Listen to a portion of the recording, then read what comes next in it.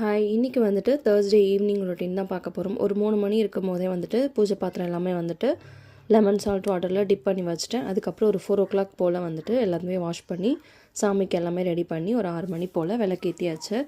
எழில் வந்துட்டு வெயிட் பண்ணிகிட்டே இருந்தால் சாமி கும்பிட்றதுனால எல்லா பொம்மையும் எடுத்து மேலே வச்சுருந்தனால எப்படா சாமி கும்பிட்டு முடிப்பான்னு எல்லாத்தையும் எடுத்துகிட்டு வந்து கடை பரப்பியாச்சு.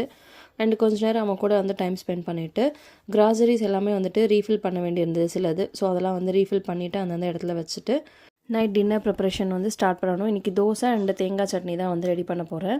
எக்ஸ்ட்ரா இருக்க பருப்பு எல்லாமே வந்துட்டு ஃப்ரிட்ஜில் ஸ்டோர் பண்ணிப்பேன். அப்போ வந்து பூச்சி எதுவும் வராமல் இருக்கும். அண்டு சட்னியெல்லாம் ரெடி பண்ணி முடிச்சுட்டு சிங்க் ஏரியா வந்து கொஞ்சம் க்ளீன் பண்ண வேண்டியிருந்தது. ஸோ நான் வந்துட்டு அங்கே ஃபுல்லாக க்ளீன் பண்ணிட்டேன்.